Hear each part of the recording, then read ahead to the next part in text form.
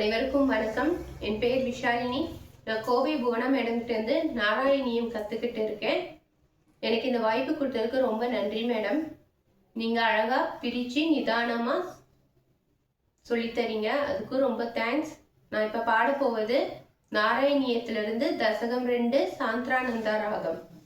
சூரிய ஸ்பர்த்தி கிரீடம் உற்பத்திலக प्रोत्पासि पालान्तरं कारुण्या कुलनेत्रम् आत्र हसितोल्लासं सुनासापुटं कण्डोद्यन् मकराभकुण्डलयुगं कण्डोज्वलत्कौस्तुभं त्वद्रूपं वनमाल्यहारपटल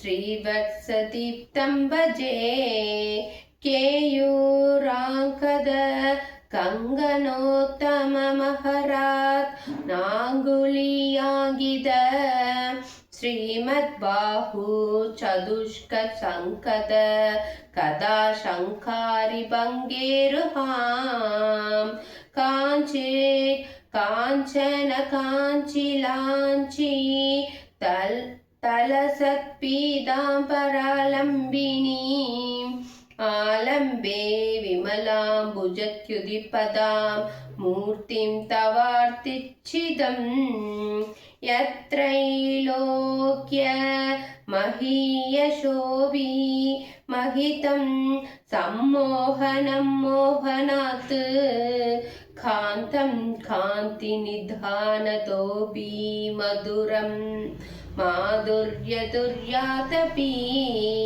सौन्दर्योत्तरदोऽपि सुन्दरतरं त्वद्रूपमाश्चर्यदोऽपि आश्चर्यं भुवनेन कस्य कुदकं पुष्णादि विष्णो विभो तत्तात्रं मधुरात्मकं दववभुः सम्प्राप्य सम्पन्मयी सा देवी परमोत्सुका चिरतरं नास्ते स्वभक्तेष्वपि तेनाश्य पदकष्टम् अच्युत विभो त्वद्रूपमनोज्ञक प्रेमस्थैर्यमया तच्चापलपला चापल्यवार्तोदभूत् लक्ष्मी स्थावक रामणीयक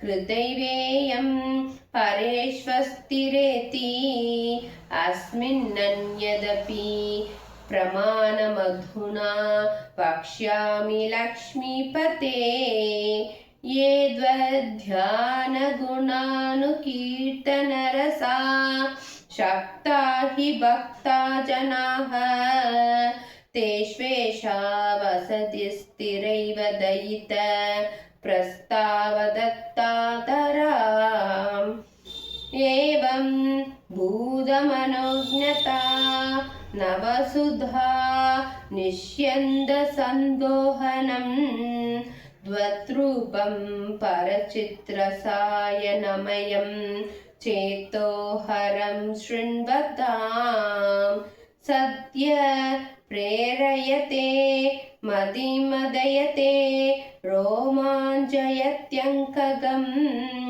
व्यासिञ्चत्यपि शीतबाष्पविसरैरानन्दमूर्छोद्भवैः एवं भूतदया हि भक्त्यभिहितो योगसयोगद्वयात्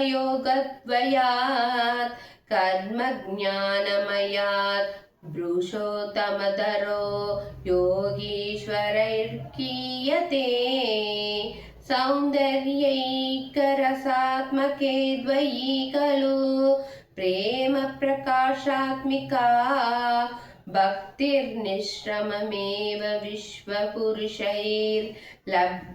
रमावल्लभ निष्कामं नियतस्वधर्मचरणं यत्कर्मयोगापिदं तद्दूरेत्यफलं यदौपनिषद ज्ञानोपलभ्यं पुनः तद्व्यक्तदया सुदुःखमतरं सिद्धस्य तस्माद्विभो त्वत्प्रेमात्मक भक्तिरेव सततं स्वादीयसी श्रेयसी अध्यायासकराणि